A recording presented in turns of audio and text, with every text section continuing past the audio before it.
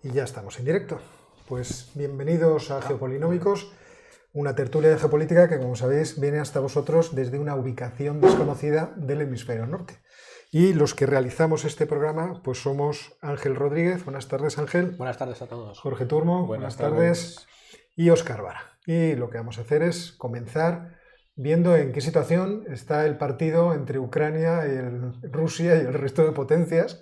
Que antes discutíamos que no sabemos si es 16avos de final, octavos. Ángel dice que semifinales. Semifinales. Ya estamos en semifinales. Está la cosa... Vamos con el minuto y resultado de Ucrania. Vamos a ver, en los últimos días hemos tenido una actividad absolutamente frenética en el partido y la diplomacia sigue actuando con cosas curiosas, porque pasan cosas curiosas. El viernes, voy a ser muy sintético porque ya sabemos todo lo que está pasando, el viernes el Senado norteamericano tumba, como era de prever, el decreto de Ted Cruz para imponer sanciones al Nord Stream 2 con el voto en contra de los demócratas, claro, que están preparando el suyo propio. Entonces esto sigue por su parte. El sábado 15, a mí me parece lo más misterioso de todo lo que ha ocurrido hasta ahora, sin venir a cuento, y de repente el gobierno ruso anuncia que ha detenido a todos los integrantes de las...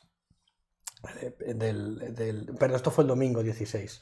Del grupo de hackers Red Evil, uno de los más activos en el ransomware en el mundo, y los detiene a petición de Estados Unidos. Un poco raro, ¿no? Porque notable, sí. Notable. Ese mismo día, previamente, también hubo un ataque masivo desde alguna localización del hemisferio nororiental a todas las webs del gobierno ucraniano. Y de ahí saltamos al martes 18, primera semifinal de Champions. Lo que tenemos en juego es a Baerbock y Sergei Lavrov. ¿Os acordáis que hace un año Lavrov le metió un repaso a Borrell que poco más o menos que le sacó de la... Pues parece ser, según político, que esta vez ha sido al revés. Annalena ha venido con muchísimas ganas y con mucho tiempo de fruta. Vamos, prácticamente le echó de la rueda de prensa a Lavrov en Moscú. Y además se fue hasta sin saludarse, así con un desprecio, como diciendo, ahí te quedas. Además le dijo algo así como, he venido con un file así de cosas que tenemos que hablar y no vengo a escuchar tonterías de estas de que si estáis agredidos, que si no sé qué. ¿Vais a hablar de esto? No, pues me voy. Tal cual. O sea que aquí, Annalena 1, Lavrov 0. El New York Times ese mismo día deja caer, como dejándolo caer, no sé hasta qué punto esto se podrá cumplir o no, que Zelensky está tratando de cerrar una reunión online, eso sí, claro, entre él, Putin y Biden. Ya quisiera Zelensky tener esa... Ojalá, sí, no le gustaría. Sí. Yo creo que son los Reyes Magos ahora, sí. La parte ortodoxa, ¿no? Bueno, los ortodoxos. El miércoles, un día después, se reúne Blinken con Zelensky en Kiev, más o menos ahí... Lo mismo, están preparando el partido. El jueves 20, Blinken vuelve otra vez, se va a Alemania, que es hoy justamente, se está reuniendo con el canciller Scholz y con los ministros de Asuntos Exteriores de Alemania, de Alemania también, por supuesto, están Annalena, Francia y el Reino Unido. A la vez que se está produciendo ahora mismo esa reunión, el gobierno ruso lanza una especie, vamos a decirlo, de ultimátum, aunque yo no lo considero un ultimátum. Ha dicho que todo esto está muy bien, que están hablando mucho, pero que le da a Estados Unidos una semana para que atienda sus peticiones, pero no una semana. Luego les viene con y dice, bueno, que a ver si la semana que viene pues ya terminamos esto. ¿Por qué la semana que viene? Porque el partido gordo de Champions es este viernes. Mañana, viernes 21, tenemos la segunda semifinal, que es la reunión en Ginebra entre Blinken y Lavrov, teniendo en cuenta que Lavrov viene muy tocado ya de la reunión con Annalena, o sea que ya veremos a ver en qué termine la cosa. Pero esto no acaba aquí el melodrama, porque el lunes 24, Blinken, el pobre que se pasa el día viajando, no sale de Europa, entonces está de Kiev a Berlín, de Berlín a Ginebra, y el lunes vuelve otra vez a Bruselas a atención a la reunión ordinaria de ministros de Asuntos Exteriores de la Unión Europea, que yo creo que ya deberíamos de dejarle como invitado permanente, ¿no? Porque total, ¿no? Se pasa aquí la vida, yo dejarle ahí un sitio, pues dejarle una silla, con su nombre. Y así está la cosa. Bueno, pues bastante emocionante, digo yo. Bastante emocionante. Y pues una vez visto el minuto y resultado, vámonos con las noticias geopolíticas de la semana. Si os parece, yo empiezo... Sí. Porque hay una que me parece bastante divertida, que es la de que Erdogan está manteniendo conversaciones con Israel. Conversaciones además al más alto nivel, no solamente con el primer ministro Bennett, sino también con el presidente Herzog. hasta el punto de que es posible que Herzog visite Turquía pronto.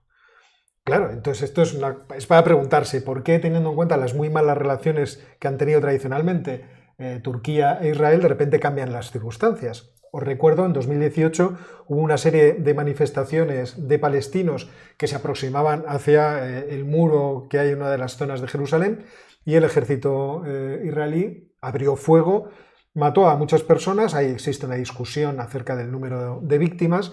Las Naciones Unidas hicieron una investigación y determinaron que solamente habían sido 30, pero en ese momento Turquía retiró a su embajador de Israel. Bueno, pues ahora parece que las cosas han cambiado significativamente. ¿Por qué? Por el gas. No hay una explicación distinta.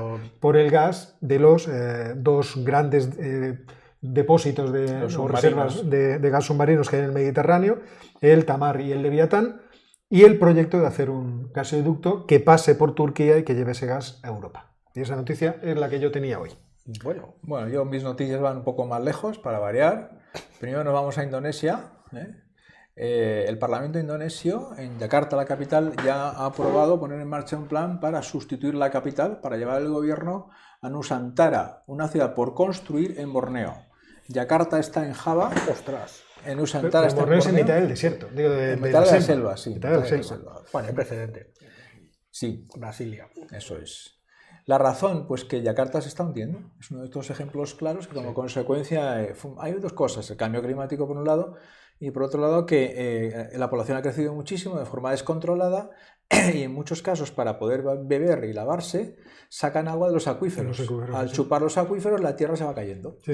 Y hay barrios de Yakarta que en un año pierden 25 centímetros. Sí. Entonces han tomado ya esa decisión, ya se estaba discutiendo, pero imaginaos lo que supone. La primera vez que vemos efectos geopolíticos del cambio climático. Eso ahí. Si nos vamos un poquito más al norte en Asia, hemos sabido que la India ha decidido venderle misiles supersónicos a Filipinas. Pocos, 4 o 6. Los misiles se llaman BrahMos. Como supersónicos, no hipersónicos. Supersónicos. Sí. Que es como el dios Brahmaputra, esos los Brahma, pues lo llaman así. Claro, es un armamento relativamente antiguo, son de 2005 más o menos, y la tecnología rusa, por cierto. Claro, no tiene mucho alcance, pero sí podrían servirle a Filipinas para atacar cualquier tipo de barco chino que disputase las aguas de soberanía en las zonas del sur del mar de China, donde tiene puesta el bajío Secon-Zomas, ese bajío donde resiste y todo lo demás. Sí. Es una apertura porque además eso le da a la India un cierto apoyo entre los países de la zona que por ahora no lo tenía.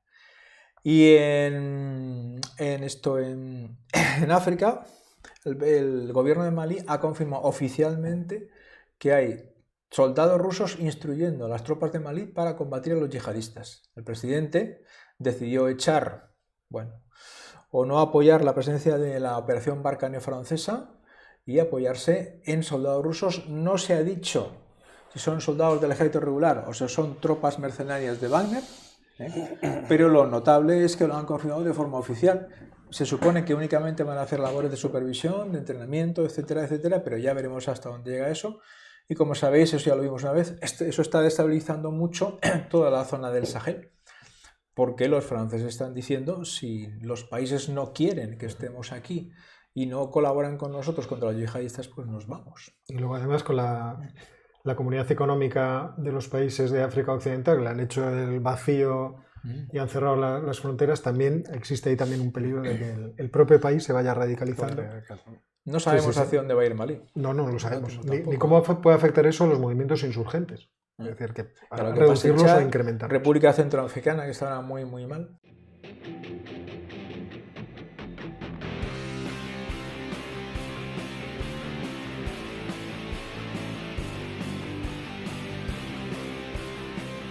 Y yo tengo, para empezar, tema que traté en uno de los vídeos de esta semana, un poquito de forma aproximada, pero yo creo que hay que tratarlo en mayor detalle.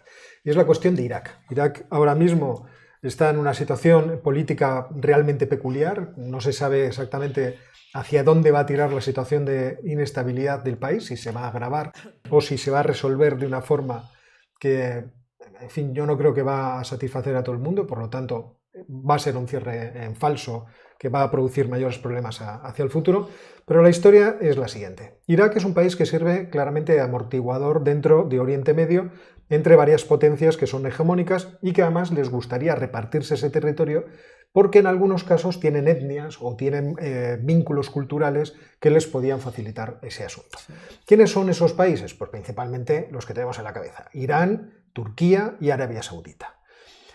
Podríamos decir Siria, pero Siria ahora mismo está en una situación que también está, por así decirlo, en la misma... Es parte del reparto. Claro, es parte del reparto. Desgraciadamente. Sí. Te agradezco la palabra porque es exactamente eso, es parte del reparto. Y Líbano, no digamos.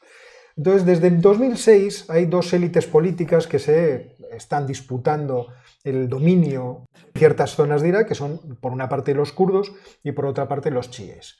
Aparte del gobierno suní que se pueda formar en determinados sitios, pero los que tienen armamento, los que tienen posibilidad, en principio, a partir de 2006 serán estos dos, que mientras tengan despojos que repartirse dentro del gobierno, pues suelen estar más o menos tranquilos. Una circunstancia que se ha producido recientemente fueron las elecciones en las cuales triunfa Muqtada al-Sadr. Dentro de este descontento generalizado que está viviendo el país, que ha dado lugar a la aparición de nuevos actores políticos, pero que como no tienen armas, pues en realidad no producen una desestabilización, un cambio en la balanza de poderes que existen dentro del país. Los kurdos optaron en un determinado momento, en 2017, por hacer un referéndum de independencia en el norte del país, donde tienen su zona autónoma, cosa que les habían prevenido tanto las milicias proiraníes como el gobierno de Irak que no lo hicieran. Se lanzaron a esa aventura y sufrieron un combate, o sea, una ofensiva por parte de ambos, del gobierno iraquí y de las milicias, que además les hurtó gran parte del terreno que tenían controlado. Actualmente lo que estamos viendo es que, por una parte, las milicias proiraníes han perdido poder dentro del Parlamento iraquí, lo cual quiere decir perder parte del presupuesto y por lo tanto del dinero que mantenía las redes clientelares sobre las que se sustentan, y no están especialmente satisfechos. Es por eso que Irán ha iniciado una ofensiva diplomática para ver cómo pueden afectar en términos de organización política al país. Y lo que ha pasado es que el comandante de la Fuerza Quds de Irán, os recuerdo, la Fuerza Quds es un grupo de élite de la Guardia Revolucionaria Islámica, que además está especializada en espionaje, guerra, lo que podríamos llamar guerra no convencional. Pues el responsable, Ismail Ghani, se ha reunido con varios líderes chiíes en Bagdad para discutir la formación de un gobierno en Irak, lo cual ha abierto todas las brechas que estaban mal cerradas dentro del país. Es decir, todo el mundo ha empezado a decir, ¿cómo podemos admitir una intervención extranjera de este grado dentro de nuestro país? Entonces, la tregua que se había establecido entre los distintos grupos políticos, los sadristas, el marco de coordinación chiita, que es el grupo que reúne a todos estos movimientos, obviamente pues están entrando ahora mismo en colisión. Habrá que ver si la visita de Ghani, que obviamente es una apuesta de Irán por establecer su poder de forma mucho más clara dentro de Irak, logra llevar a cabo sus propósitos. Propósitos que además están en completa contradicción con la presencia de los Estados Unidos en Irak y con el apoyo que Estados Unidos le da al gobierno de Irak. Así que, tal y como están las cosas, ya veremos si esto va a ser un motivo ¿cómo decirlo?, de que las partes en liza decidan romper el statu quo y esto pueda desestabilizar el país tanto como para que empiecen a darse bofetadas otra vez, o si de aquí lo que va a surgir es una negociación entre los sadristas, es decir, entre el movimiento de al-Sadr y lo de Muqtada al-Sadr y de los chiitas, que quizá no tenga en cuenta los intereses de los kurdos, pero que cree una situación más estable que la que tenemos ahora. Eso sí, pasando por la expulsión de las tropas de los Estados Unidos del territorio de Irak. Y esta yo creo que es una situación especialmente interesante en términos geopolíticos para el futuro. Es muy llamativo, porque la mayor parte de la población iraquí es chiita. Y sin embargo, buena parte de los chiitas, los que siguen Muqtada al-Sadr, se oponen a la influencia de Irán a través de todos estos grupos en el funcionamiento de Irak. De hecho, las elecciones ganó Muqtada al-Sadr, pero con una diferencia muy pequeña con respecto a los siguientes. Las cifras son difíciles de establecer porque no hay listas cerradas, pero no llegó al 30% de los escaños y el grupo decidió no involucrarse en la tarea de gobierno. Intentó no desgastarse en la tarea de hacer un gobierno y dejó que surgiese un gobierno un poco títere. Pero ahí tenemos dos grupos chiitas distintos. Uno, digamos, de obediencia a Irán y otro más propio de Irak. Más luego tenemos los sunitas, que hay bastantes sunitas. Y lo que pasa es que ahora están oscurecidos por esta controversia. Y los kurdos, como decía Óscar, los kurdos entiendo que se están intentando concentrar en el norte del país e intentar no tener casi nada que ver con el resto del país. Entonces, estos movimientos tienen, digamos, la ventaja que tiene Irán es que no tiene a nadie en contra con fuerza. El Sadr puede tener muchos seguidores, pero no puede hacer frente a unas milicias chiitas apoyadas por Irán, y no hay nadie más allí. Los kurdos no se van a meter en ese berenjeno. No, los únicos que están son los Estados Unidos. En el norte, y los sunitas ahora mismo no tienen fuerza, salvo que eso sea una palanca que puedan utilizar otros países como Arabia Saudita, ¿no? Sí, es que esa es una posibilidad, yo creo que muy real, que Arabia Saudita a través de los Estados Unidos o los Estados Unidos a través de Arabia Saudita se hagan presentes dentro del terreno con financiación a unos o a otros opuestos precisamente a estos movimientos o a este marco de coordinación chiita. Es que me gusta el nombre, marco de coordinación, el framework, el coordination framework. Y por lo tanto les pongan un poco de freno a los iraníes en sus ambiciones dentro de la región. Porque los iraníes pueden extender esa influencia hasta las fronteras mismas de Siria y por lo tanto hasta las fronteras de Israel. Sí. O sea que ahí vamos a ver también no solamente esa posición, es decir, aquí existe la oposición de Estados Unidos contra Irán, Sí.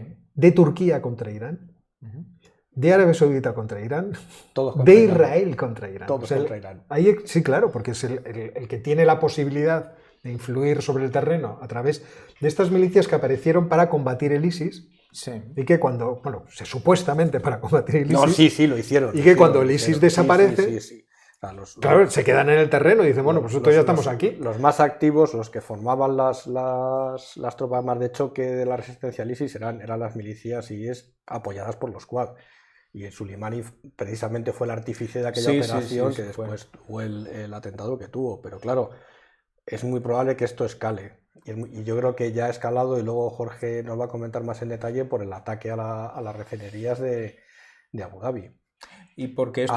Aviso a navegantes. Eso es aviso a navegantes. O sea que es verdad que lo que se está dirimiendo ahí, con o sin el apoyo de Estados Unidos, es el quién va a acabar teniendo, digamos, el papel más predominante en esa zona, en el fértil creciente, si va a ser Arabia Saudí o va a ser Irán. Entonces Irán, yo creo que está siendo más agresivo ahora, pero a largo plazo veremos a ver quién es el que se queda con el terreno, porque como decís muy bien, la mayoría de Irak son suníes y por lo tanto estarán más próximos a...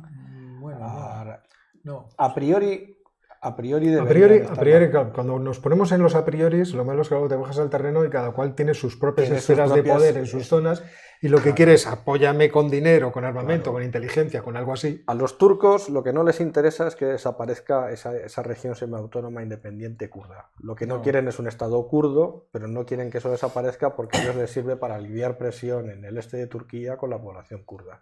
¿Que usted no está contento con estar en Turquía? Se va al Kurdistán iraquí. Pero los turcos tampoco quisieron y se opusieron al referéndum de independencia porque no quieren que estés dentro de... Para ellos la situación es perfecta. Ahora, es decir, no quieren un estado kurdo independiente, pero sí quieren un tampón kurdo. Un tampón ahí, porque ellos sí que están en condiciones. Y está claro que los kurdos han comprendido muy bien la situación y no quieren... Creo yo, a estas alturas no quieren cambiar ese statu quo. Y además está mucho mejor que en Siria. Hasta que se líe abajo. Y si abajo se lía por la presión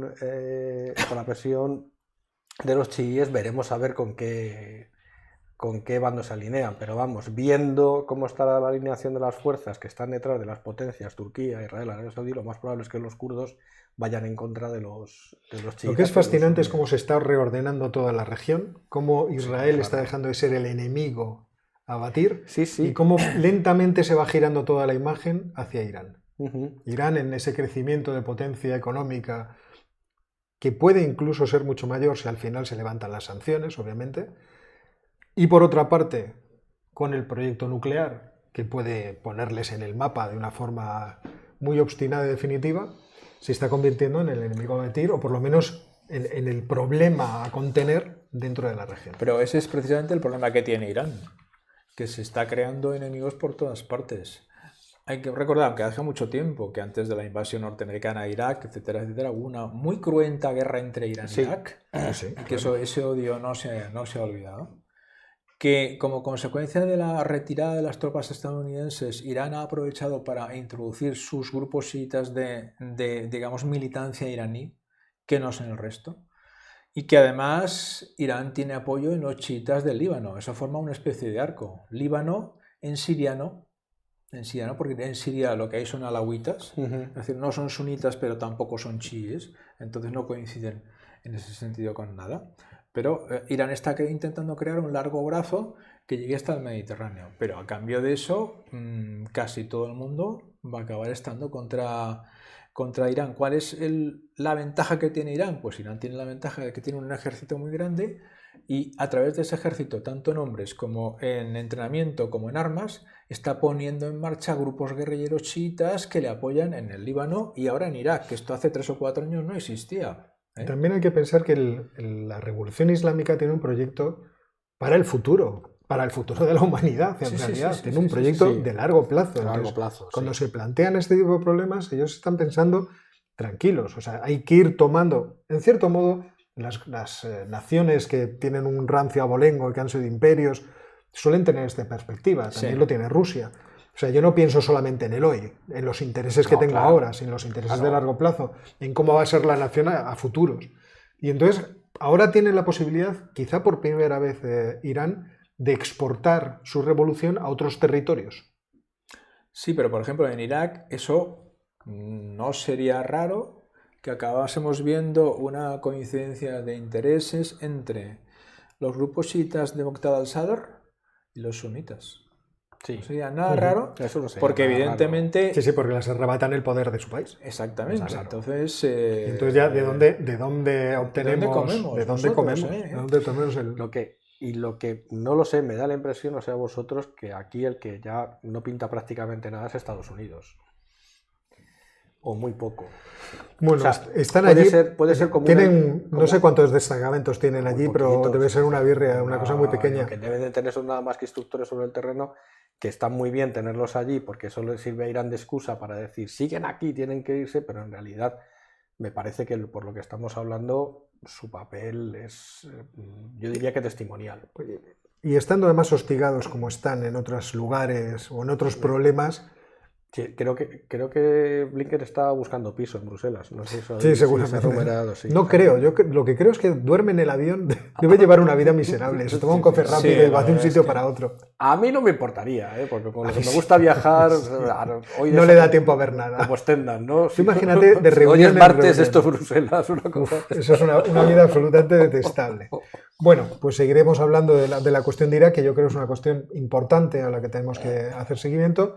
Pero vamos a pasar a hablar de cosas más pedestres, es decir, de cosas económicas. Más aburridas. Vamos a la ciencia lúgubre. A la ciencia lúgubre. Es que ha habido esta semana 2 noticias un tanto alarmistas. Una que hoy jueves se acababa el mundo porque llegaba un meteorito a la Tierra como de 1 kilómetro. Luego al final parece que, bueno, de momento no se ha acabado, ya veremos a ver cómo termina la cosa. Y luego hace un par de días, los que seguís la prensa económica, habréis visto resúmenes en prensa de un documento interno que ha vinculado el banco HSBC a sus clientes, a sus inversores, no está abierto al público, acerca que venía más o menos a decir que si Omicron se extiende por China al mismo ritmo que se ha extendido por Europa y por Estados Unidos, a lo largo de este invierno nos enfrentaremos, cito textualmente, a la madre de todas las crisis de la cadena global de suministros. Entonces yo que leo esto y me asusto muchísimo, digo, Dios mío, nos vamos a quedar prácticamente sin nada otra vez. Entonces me he puesto a hacer números porque sí que es verdad que eso puede pasar, sí que es verdad que se ha confinado Xi'an, y cuando hablamos de confinamiento de ciudades chinas hablamos de unas cifras que marean para los estándares occidentales. Pues Xi'an me parece que son confinar una ciudad de 5 millones de habitantes. En otra ciudad se hace un programa de test masivos y están haciendo cribados de test a toda la población mañana, tarde y noche, lo cual paraliza la actividad en la región. Se ha llegado al punto, China estaba con una política de COVID-0 absolutamente estricta, con unos confinamientos muy fuertes, preparándose para los Juegos Olímpicos de Invierno, y al final, a última hora, han tenido que decir que los Juegos Olímpicos de Invierno serán sin público. Lo cual para ellos pues es, digamos, que siempre hacen apuestas muy, muy fuertes con este tipo de acontecimientos, pues es indicativo que realmente creen que tienen un problema. ¿Qué es lo que está pasando con la cadena global de suministros? Pues al final la cadena global de suministros es la aliada de Óscar para darle la razón que la inflación probablemente sea permanente. O sea, yo soy el que provoca todos los problemas en la cadena por la noche para que se haga la inflación. No estoy haciendo cosas para el canal de la universidad. Sé que estás ahí en el noticiario de por las mañanas, sé que estáis azuzando ahí la cosa. Entonces, como soy economista, pues lo que hago primero, antes de decir nada, me pongo a hacer unos números. Entonces me he puesto a hacer los números. Es bastante difícil dar con información, vamos a decirlo, estandarizada acerca no de los grandes datos de los flujos comerciales mundiales, pero sí de los microdatos de qué es lo que está pasando, por ejemplo, en los puertos de China y en los puertos del resto del mundo, a la que la mayoría de los analistas acusan de ser los responsables de los atascos que hay en la cadena de suministros. Pero para mi sorpresa, cotejando varios tipos de indicadores, pues lo primero que me llamó la atención es que en el último dato de los puertos, de la actividad en los puertos en China, los 3 principales puertos de China, que son los 3 principales puertos del mundo, como el puerto de Singapur, que son los puertos de Shenzhen, que es todo el área que hay en la bahía del estuario de Río Perla en Hong Kong, y luego hay 2 puertos, aunque están muy cerca, que es Shanghai y Ningbo, pues estamos en máximos históricos de registro de mercancías por tonelaje. Es decir, nunca jamás en los últimos 30 años ha habido tal volumen de tráfico en los puertos chinos. Todos llevando mascarillas. Todos llevando mascarillas. Claro, que eso que provoca con esta enorme actividad en los puertos chinos, los puertos de destino, que son los puertos europeos y los puertos norteamericanos, pues están acusando que cada vez se reciben más, lo cual tenemos ahí el primer bloqueo de la cadena de suministros. Si abrimos un poco más el foco y hacemos los números de los flujos de comercio de bienes, no de servicios, sino de comercio de bienes, estamos en las mismas. Si consideramos la variación en términos porcentuales de cómo ha evolucionado el comercio internacional, exportaciones sobre todo, pero importaciones también, pero sobre todo exportaciones, desde el cuarto trimestre de 2019, es decir, justo antes de la pandemia, hasta el tercer trimestre de 2021, es decir, el verano pasado, pues los números es que son tremendos. Es que desde un trimestre normal, que fue el último de 2019, a un trimestre raro, que fue el verano de 2021, las exportaciones de China han aumentado un 15%, mientras que sus importaciones solo han aumentado un 5%. El reverso de eso es que las exportaciones de Estados Unidos han caído más de un 8% y sus importaciones han aumentado más del 10%. Las cifras para la Unión Europea son parecidas, pero tenemos una caída de las exportaciones de la Unión Europea del 5% y las importaciones del 2% en condiciones normales. Es decir, China no es el problema. China en realidad lo que hace es actuar como una especie de esponja de la situación económica mundial, y lo que está haciendo esta esponja ahora es soltar todo lo que tiene dentro, que es, como apuntaba Óscar, material sanitario, por ejemplo. Pues todo el material, o gran parte del material sanitario que se está consumiendo ahora en el mundo a escala absolutamente inimaginable hace 2 años, en realidad su origen lo tiene en China.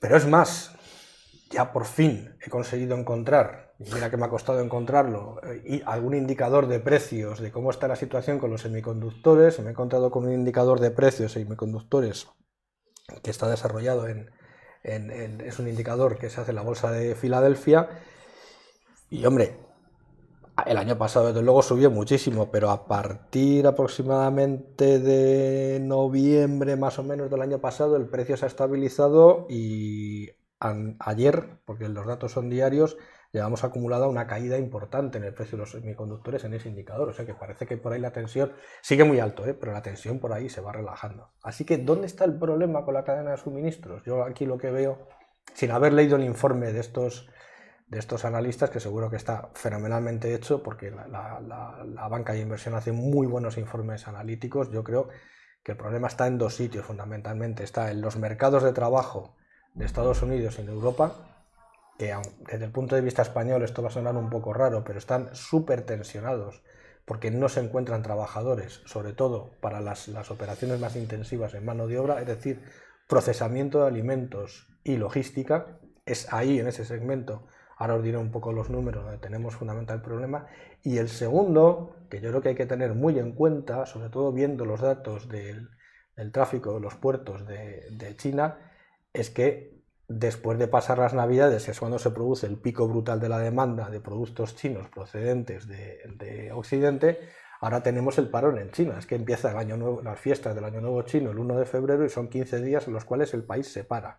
Es más o menos lo que pasa en España entre el 10 y el 20 de agosto. Entonces se para el país, nos dedicamos a otras cosas, pero nos dedicamos a producir, con lo cual, si combinamos el parón del Año Nuevo Chino con que se producen más confinamientos en China como consecuencia del avance de Omicron, que es perfectamente posible que suceda, pero no en febrero, sino en marzo, una vez que acaben las festividades del Año Nuevo, sí que podemos encontrarnos tensionamientos. Pero ojo, China es el único país del mundo que ha aumentado no solo su PIB, sino su comercio internacional, incluso en las peores olas de esta, con lo cual yo no le echaría la culpa a China. ¿A qué le echaría yo la culpa?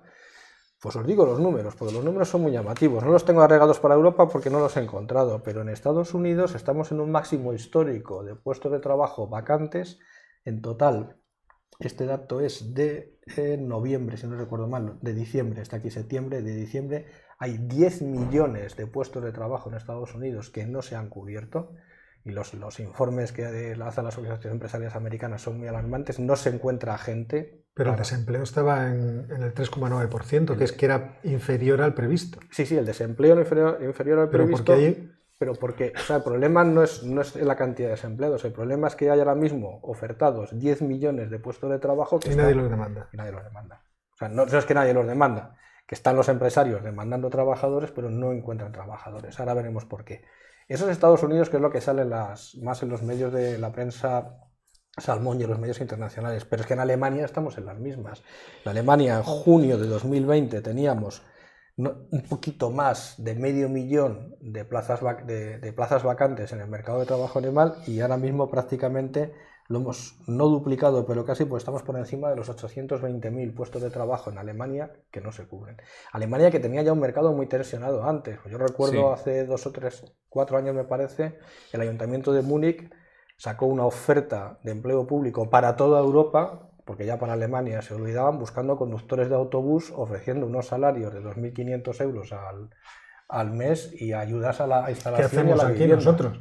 Es que yo no sé conducir autobuses. Bueno, pues eso se aprende. Eso se aprende, Jorge. Entonces, Alemania tiene el mismo problema. Es decir, lo que no tenemos es un problema global en la cadena de suministro. Lo que tenemos son problemas en sitios concretos. Y eso es lo que explica, por ejemplo, que otra vez en Estados Unidos se estén reproduciendo las escenas que veíamos hace unos meses en el Reino Unido, que es que hay supermercados que no les llega el suministro y lo que tenemos otra vez son estanterías vacías. ¿Eso qué genera? Eso genera un frenesí consumista, porque cuando tú ves, ¿os acordáis de los primeros días de la pandemia que sacó el papel higiénico? Pues están en las mismas. Eso, la gente sobre reacciona y por lo tanto tensiona todavía más el movimiento. Entonces yo no le echaría tanto la culpa a China de lo que puede pasar, que puede ser por esa combinación del Año Nuevo chino y por el posible avance de Omicron, ya veremos cómo reaccionar, sino más bien por el lado del descoloque, vamos a decirlo así, que hay en el sector productivo europeo y norteamericano. Y eso es la causa por la cual tenemos los precios que tenemos. No me sorprende el asunto del problema poblacional, por así decirlo, que tiene Europa y que al final se refleja en la falta de mano de obra.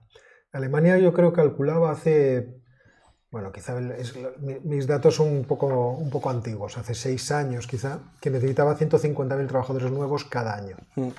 Y España, el trabajo de Calvet, lo que pasa es que el trabajo de Calvet es mucho más antiguo, el de González Calvet, yo creo que era de 2010, decía que España necesitaba, para mantener su nivel de población en 45 millones, más o menos 400.000 personas cada año. Y es cierto que uno de los problemas de atraer población extranjera es que tengan posibilidad de trabajar. Entonces, no es tan fácil atraer. Quiero decir, atraer población a lo mejor puede parecer sencillo. Oiga, abra usted las fronteras y ya verá cómo le entra gente. Pero aparte tú lo que quieres es trabajadores que sirvan, pues eso, lo que decía Ángel, Jorge, que sepan conducir un autobús o que tengan las habilitaciones para hacer transporte de mercancías en carretera, que no las tiene cualquiera. No las tiene cualquiera, y más en las condiciones actuales que cada vez se demandan perfiles más tecnológicos en niveles, digamos, cada vez más intensivos en mano de obra. Es decir, ya no vale con saber conducir un camión y cambiar las marchas, hay que saber hacer un montón de cosas más. Entonces eso dificulta mucho. Aquí en España está pasando, hace poco hubo una especie de acuerdo del Consejo de Ministros para permitir las contrataciones en orígenes de trabajadores que venían en principio sin permisos para 2, 3, 4 años. Contratación en origen que les daba todos los derechos durante el tiempo que tuviesen el contrato aquí. Es decir, no tenían que venir aquí, se les contrataba en origen y venían después. Eso es una muestra de lo que pasa en el mercado español, que yo creo que en alemán será parecido, en estadounidense parecido. En los Estados Unidos se planteó una cosa muy parecida también. Pues permisos de trabajo, visas durante un periodo de tiempo 2, 3 años determinado. Claro, o sea, no son 5 meses. Claro, no son 5 meses. Claro, una vez que están 3 años, pues si encuentran oportunidades posiblemente se quedarán. Pero eso, como decía Ángel, nos está pasando bastante porque nos hacemos viejos. Las poblaciones... Estamos hechos unos chavales. Bueno, eso se lo dices tú en el centro de día. Oye, a mí me ocurrió una vez, hace 10 años, estaba yo dando una conferencia junto con Alejandro Macarrón y Carlos Rodríguez Brown, hablando de estas cuestiones, la cuestión del envejecimiento de la población. Alejandro Macarrón es un ingeniero que desde hace mucho tiempo, pues quizá 20 años o quizá 15, está dando la matraca acerca del problema demográfico de España. Y de hecho organizó una fundación que se llama Renacimiento Demográfico, que ahora tiene también como socio al que fue presidente de la Comunidad de Madrid, Joaquín Leguina, socialista y demógrafo. Y demógrafo. Y después de yo soltar mi speech y lo que tenía que contar, pues hubo un turno de preguntas y entonces un señor muy mayor me dijo, no tiene usted razón, porque usted ha afirmado que si no hay jóvenes eso afectará a la creatividad y a la defensa del país. Y yo decía, sí, claro, eso digo. Y me dijo, es que los octogenarios como yo todavía tenemos mucho que decir en la defensa de España. Dije, vamos a ver, pues yo no le digo que no, o sea, dialécticamente estoy seguro. Haberle dicho que sí, ¿qué te costaba, Óscar? Pero vamos a ver, vamos a ver, o sea, le damos a usted el Mauser. Porque... Pero vamos a ver, es lo que estamos hablando. ¿Por qué se está intentando en España retrasar la edad de jubilación, dar incentivos a que la gente se jubile más tarde? Es un problema tremendo con las pensiones. De esta manera, igual que otros países de otra manera, pero el problema es el mismo, es el que señalaba Ángel. Sí, pero contradiciéndote un poco, Óscar, porque aquí en España se centra mucho el debate en el mantenimiento de las pensiones. ¿Quieres tener tú el Mauser también ahora? Claro, sí. Y darte barrigazos ahí en es que la pista americana. A mí me gusta el Mauser. Vale. Que no, con lo que hiciste ahora.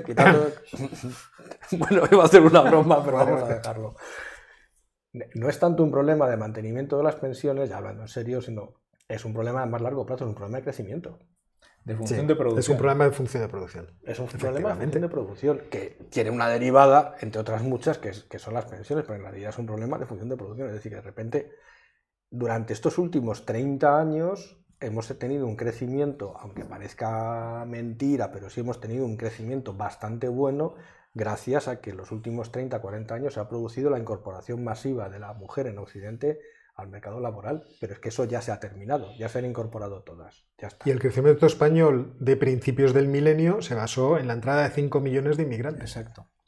Se acabó. En gran medida. Y entonces, cuando ya se agota, digamos, esa reserva de trabajadores para el crecimiento, no es que tengas un problema de cubrir vacantes, que lo tienes, sino es que tengas un problema que no te está llegando los filetes de ternera al mostrador de supermercados, que tienes un problema de estrangulamiento de sectores enteros, porque no tienes ni la población preparada, que es más importante todavía que no tener la población. Entonces es un problema de crecimiento a largo plazo, que entre otras derivadas, por supuesto, que la inmigración por sí sola no lo soluciona, sino la inmigración de un tipo de trabajador. Pero claro, ahí a por ese inmigrante, pobrecito mío, están peleando por él Estados Unidos, Canadá, Australia, Nueva Zelanda, Alemania, Francia. Pero también los gobiernos tienen que empezar a pensar, yo esto es algo que he defendido en algún otro sitio, que el inmigrante hay que gastar dinero en él. Y alguien me dirá, pero ¿cómo es posible cuando los trabajadores españoles, los jóvenes, no tienen empleo y salen fuera? Que también hay que gastar dinero en la preparación de muchos jóvenes españoles que no tienen ni experiencia ni formación. Pero esos argumentos, vamos a ver, es fácil generalizar y es fácil coger un caso y extrapolarlo. Es que ¿por qué se tienen que ir los médicos españoles a trabajar por el libre plaza? No, vamos a ver, mire usted, es que esto son desequilibrios parciales en diferentes segmentos del mercado laboral. Entonces lo que tenemos es excedente en algunos sectores y déficit en otros. Entonces, claro que es perfectamente posible que determinados perfiles españoles se tengan que ir a trabajar al extranjero porque aquí el mercado está sobreabastecido, mientras que tengamos déficit de otros. Y efectivamente, como dice Óscar, para esos que tienes déficit tienes que invertir. ¿No? Yo me pongo en el lugar del gestor de la empresa de transportes del Ayuntamiento de Múnich y me voy a traer conductores españoles, por ejemplo, para conducir mis autobuses en Múnich, y lo que no se me ocurre es poner esa conducción de autobús sin tener unas nociones básicas de alemán, por ejemplo. Por lo menos para saber a dónde van. Por ejemplo. O sea, es que tienes que hacer esa inversión y tienes que hacer esa preparación. Es decir, no vale con dar una carretilla a un tío y decir, ya se integrará. Ya se integrará. No, porque no se va a integrar. Eso fue hace como 7 o 8 años. Alemania precisamente abrió la puerta a un número muy considerable de migrantes sirios que huían de la guerra con la condición de que se pusiesen a estudiar alemán y aprender un oficio. Claro. Para empezar. Y aún así hubo problemas. Y aún así lo sabrá siempre. Sí. Siempre. Pero si eso claro que lo sabrá siempre. Pero bueno, insistamos en que estos problemas demográficos son transitorios. Porque todos se morirán, yo no. Yo seguiré por allí. Entonces tú podrás elegir el trabajo. No abramos otra vez defendiendo de qué es transitorio y qué es permanente.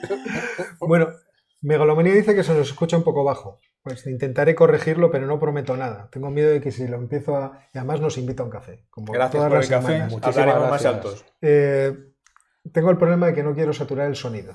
Megalomanía. No acabo de coordinarlo bien todo. O sea, si ni siquiera sé poner los recordatorios del directo, como me decía antes Andrés o Aritz. Esto es una lucha perpetua con la técnica, pero... más o menos intentaré corregirlo un poco, ¿vale? Porque ahora vamos a hablar de la situación del Yemen, que se está poniendo de lo más caliente con los ataques a uno de los actores, pero que no se habían producido hasta ahora. Sí. Esto nos lo va a contar, es el ponente Jorge. Está relacionado, ya lo veréis, con el tema de Irak que hemos hablado antes. Hace varios días el ministro de Exteriores de Emiratos Árabes Unidos anunció públicamente que el país había sido alcanzado por 2 ataques de drones en el aeropuerto de Abu Dhabi y en una zona industrial.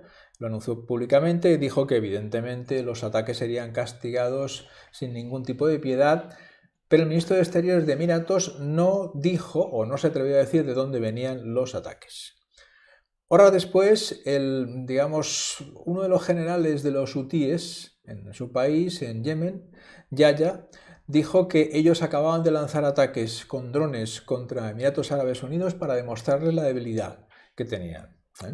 Bien, esto es lo que sabemos. Los ataques han producido 3 muertes, desgraciadamente, pero pocas desgracias materiales, a ningún nivel, pero abren el debate a muchas cuestiones.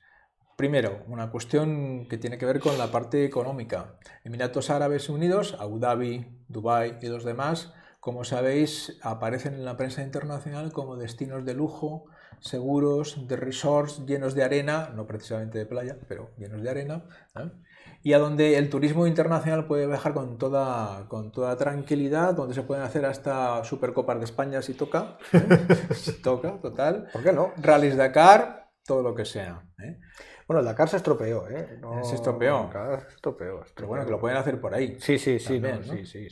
Y además pretenden que Emiratos sea una especie de hub de comunicaciones internacional. La compañía Fly Emirates y todo esto son muy importantes.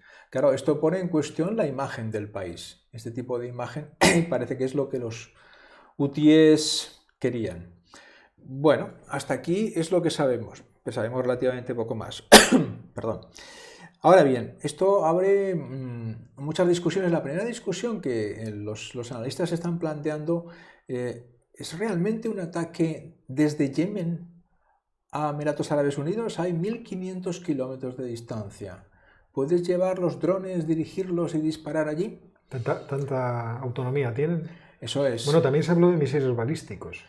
Pero esto parece que son drones. Por las dos partes han dicho que son drones. Y con tanta precisión para dar en las instalaciones petrolíferas. Entonces, algunos apuntan a que en realidad pueden ser drones de los hutíes de Yemen, pero operados desde Irak, de estos grupos chiitas proiraníes de los que hemos hablado antes. Ya lo explicaban en el colegio, Jorge, 2 y 2 son 4. Si es que no... Es que es probable. Blanco y en vasija, leche fija, que decía Luis Aragonés. Efectivamente. El sabio Hortaleza. Porque como sabéis, porque lo hemos comentado bastantes veces, los hutíes han lanzado ataques contra factorías petrolíferas y de redes y refinerías en Arabia Saudita, pero eso les cae relativamente más cerca. Y siempre por medio están los iraníes. O sea que la primera pregunta que dejo ahí es, ¿han sido realmente los hutíes? Porque ya digo, Emiratos Árabes ha dicho, hemos sufrido los ataques, vamos a castigar a los culpables. No ha dicho quiénes son los culpables. Eso es bastante relevante. Lo segundo, evidentemente, los efectos que puede tener para Emiratos Árabes Unidos a todos los niveles.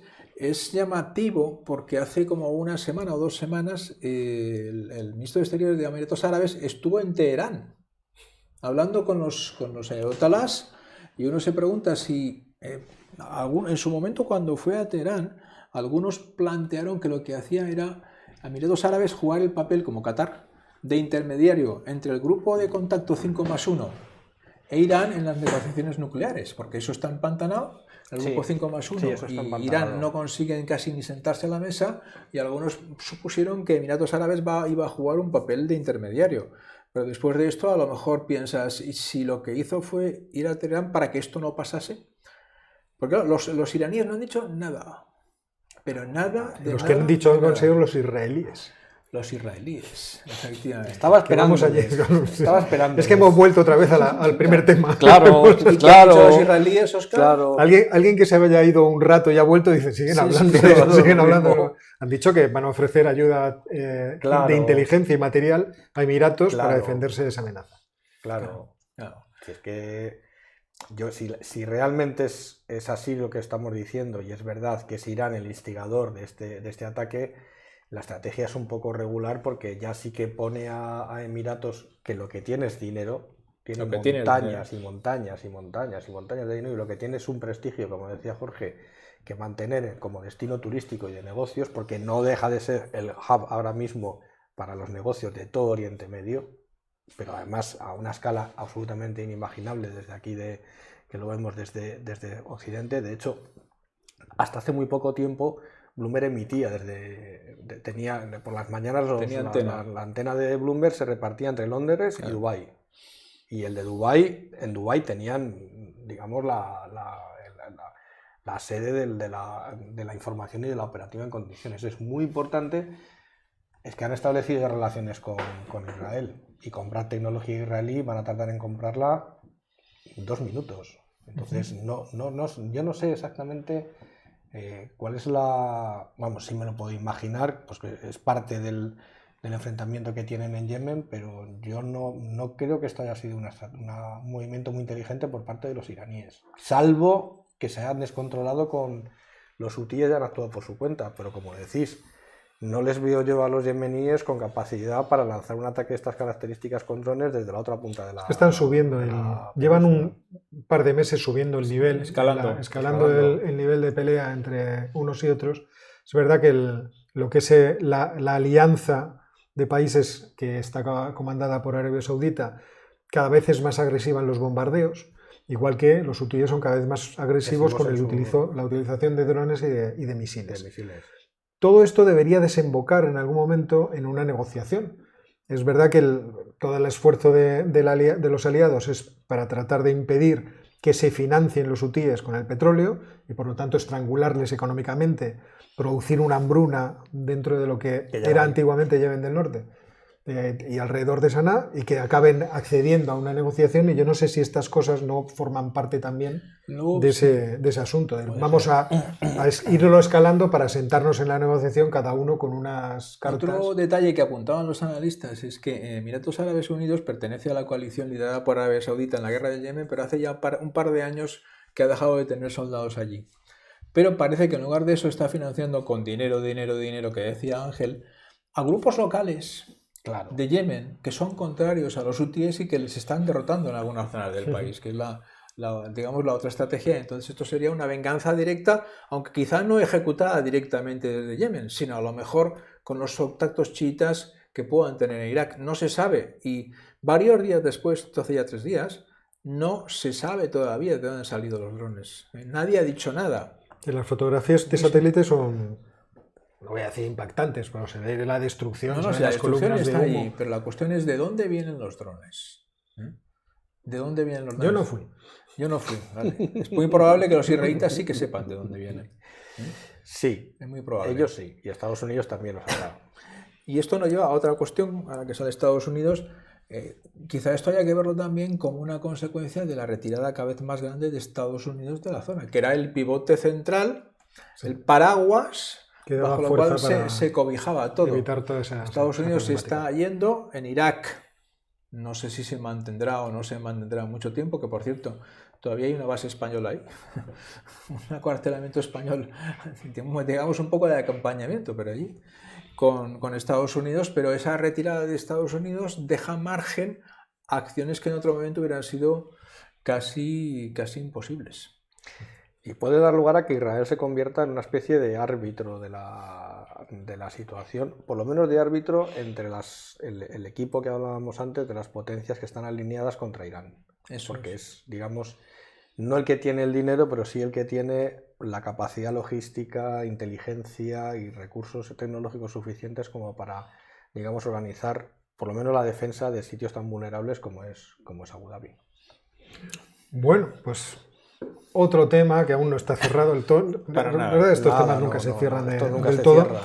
Pero lo que vamos a hacer es cerrar aquí el capítulo de la tertulia y pasar a hablar de nuestro sátrapa favorito. Yo, como soy un torpe, pues se me ha olvidado traerme la tableta en la que tengo el libro, donde os podría haber mostrado cómo podríais ampliar la historia que os voy a contar ahora, que es una historia realmente fascinante. El otro día, pensando qué sátrapa podíamos traer, pues que ya hemos tratado realmente muchos, y que fuera europeo, está diciendo, por algún sátrapa europeo. Entonces se me fue la imaginación muy lejos en el tiempo, porque pensé, ¿por qué no cogemos el concepto de sátrapa en sí mismo? Digamos, si algún gobernador de alguien muy malo gobernó en algún sitio siendo un verdadero sátrapa. Y claro, todos, como podéis imaginar, estaréis pensando, pues me fui a Hitler, me fui a la Alemania nazi a ver qué sátrapas había puesto a gobernar en los territorios que iba invadiendo. Y efectivamente encontré inmediatamente a uno del que ya había escuchado hablar mucho tiempo antes y personaje realmente interesante. Ese personaje se llama Hans Frank y fue el gobernador de Polonia durante la Segunda Guerra Mundial.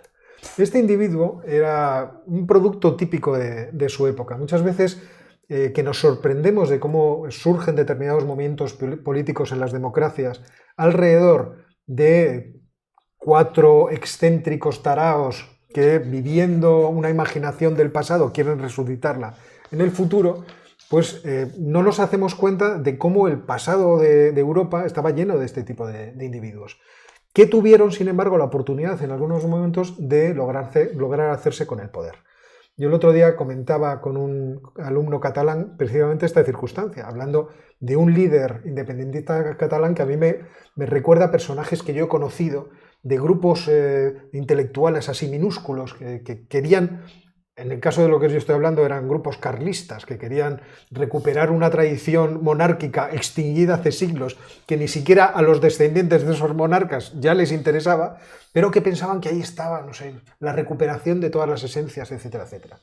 Pues ese tipo de grupúsculos que uno ha visto de vez en cuando en su experiencia vital eran muy abundantes en Europa. Y uno de esos grupúsculos era el que fue formando el origen de todo el movimiento nacionalsocialista, y que tiene, fijaos, pasmaos, su sede en una sociedad que era ocultista, que estaba interesada por todos estos pensamientos esotéricos, que era la famosa Sociedad Thule. Bueno, pues resulta que Hans Frank, un señor que, teniendo 18 años, se alista para ir a la Primera Guerra Mundial, pero ya en la última jornada, y que no llega ni a entrar en combate, cuando Alemania se ve derrotada y firma el armisticio, pues acaba ubicándose en estos tipos de círculos intelectuales, primero porque era atractivo, ¿no? Ese tipo de pensamiento ocultista era atractivo, y por otra parte porque es donde empieza a haber una crítica política contra el gobierno alemán, precisamente por esa rendición ignominiosa que se produce cuando el enemigo ni siquiera ha entrado dentro del terreno alemán. Y en esos circuitos él se introduce dentro de ¿cómo se llaman? Las Freikorps, porque tenía esta vocación de militar frustrado. Miren, pues a mí me hubiera gustado por ir a defender a mi patria, pero como no puedo, pues entonces me meto en un grupo paramilitar de muchachos que les gusta echar runas y este tipo de cosas para, en fin, entretenerme e ir creciendo. Unos hooligans. Y esos hooligans acaban teniendo contacto con un movimiento político que era el Partido de los Trabajadores de Alemania, que pronto cambiaría su denominación por Partido Nacional Socialista de los Trabajadores de Alemania.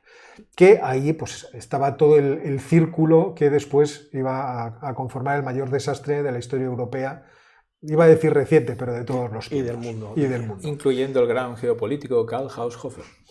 Pues en estos círculos, este muchacho que estudia Derecho acaba teniendo seguramente porque no tenían también mucho de qué tirar, acaba teniendo la figura del abogado del movimiento político, y en concreto el abogado de Hitler.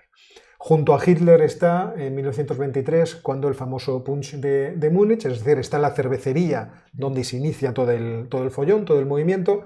Junto a Hitler marcha con toda la manifestación de individuos para ver si asaltaban el Ministerio de Defensa, cosa que la policía les impide a tiros. Ya sabéis que en esa famosa escena que ha sido narrada muchas veces, Hitler iba del brazo, ahora no me acuerdo cómo se llamaba, uno de los líderes del movimiento, que cae abatido por los disparos, y Hitler allí es arrastrado al suelo, y gracias a eso se libra de ser abatido también.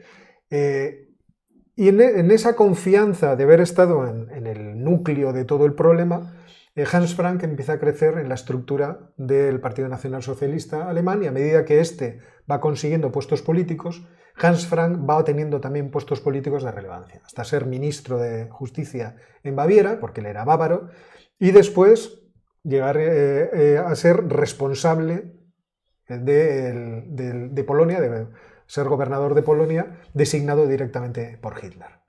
Una vez que se encuentra en el puesto, teniendo en cuenta la ideología que él siempre había manifestado y todo su movimiento, de que las culpas de todo lo que le había pasado a Alemania desde tiempos inmemoriales eran de los judíos, Hans Frank entra en Polonia prácticamente a sangre y fuego. Establece una serie de directrices y de leyes en las cuales, como siempre, invita al pueblo polaco a mantener sus costumbres, ser bueno y ser obediente, y en caso de que no lo sea, haremos todo lo necesario para que lo seáis. Y por otra parte, organiza, en principio, el gueto de Varsovia.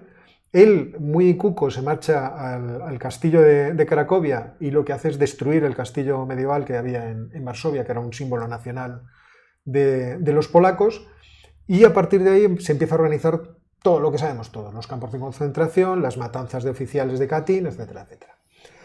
Él vive durante todo ese tiempo como un monarca absoluto.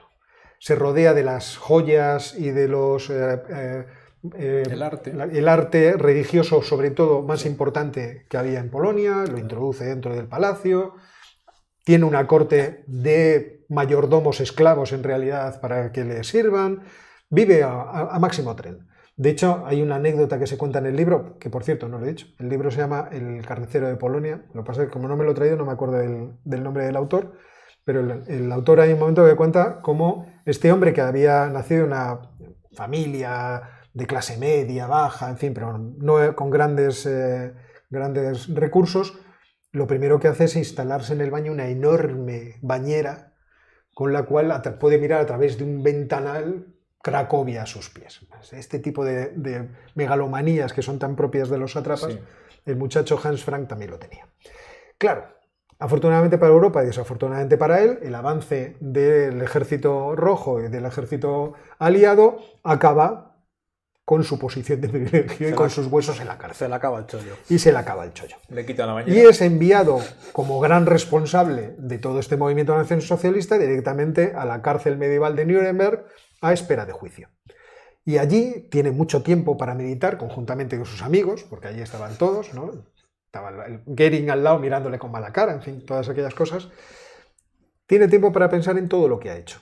Hasta tal punto de que hace un resumen de los diarios que él llevaba escribiendo desde que toma el poder de gobernador en Polonia. Entonces, cuando llega el momento del juicio, él utiliza la misma estrategia que utilizaron muchos de los acusados en ese juicio, de decir que, mire usted, nosotros no sabíamos lo que pasaba, todo esto lo había organizado directamente Hitler, es cosas que nos venían desde de lejos, o nosotros no somos tan malos, ustedes, los aliados, son también muy malos, fíjese los bombardeos que han hecho por todas partes, Dresden está arrasado, Colonia no, ni le digo, entonces no somos tan malos, o sea, esto es la guerra, son cosas que pasan. Lo malo es que en el caso de Hans Frank había escrito 42 volúmenes de diarios entre... ¡Joder! ¡Madre mía de mi Y el resumen que él había escrito, que trataba de ser un tanto exculpatorio, pues, en fin, comparado con todo aquel material que decía día por día qué es lo que había estado haciendo, pues le incrimina. Entonces, en un determinado momento, cuando le preguntan, por ejemplo, ¿usted sabe algo de los campos de concentración, de Auschwitz, de Dachau, sabe algo de todo esto? Es la primera palabra que no había conocido yo nada de esto. Ya, pero es que usted lo cita en el... Bueno, pero no recuerdo. Parece un concejal de urbanismo. El muchacho dice, no, es que claro, escribí tanto, 42 volúmenes, fíjese usted, o sea, que en esas circunstancias puedo haber escrito cualquier cosa. Y entonces le iban diciendo, pero es que usted dice, según las directrices que he designado para el campo tal, para el campo cual, o sea, a ver, muchacho. Y en ese momento él medita, al parecer, porque los juicios se prolongaron bastante en el tiempo, sí. Y en una de las sesiones reconoce el daño que ha causado, no lo reconoce directamente, es decir, diciendo yo causé este daño en concreto, sino el daño que ha causado Alemania a la humanidad, yo me siento responsable, es verdad que mis subordinados hicieron todas esas cosas malísimas, claro, yo me siento responsable, no les puedo dejar abandonados, un exceso de celo. Alemania no pagará ni en miles de años, es todo el problema que hemos causado. Y entonces cuando vuelve a la celda, claro, sus compañeros de camada pues le afean la actitud de forma, pero no te da vergüenza, nos has vendido.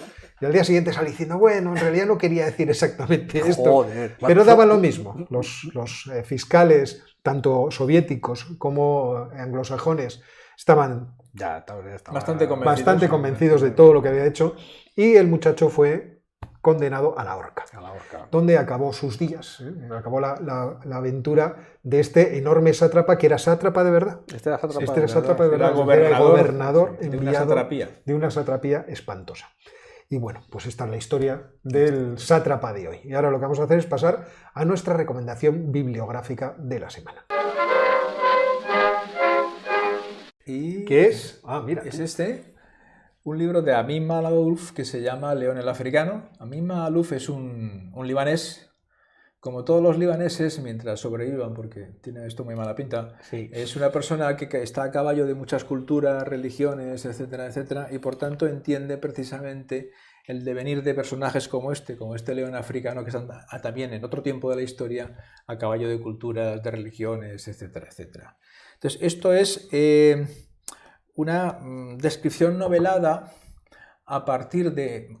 Este señor, León el Africano, escribió una descripción de África, ahora os explicaré por qué, y hay informaciones acerca de su vida por bastantes sitios. Entonces, él ha recopilado toda esa información y nos la cuenta. O sea que hay que entenderlo como lo que es, como un cuento.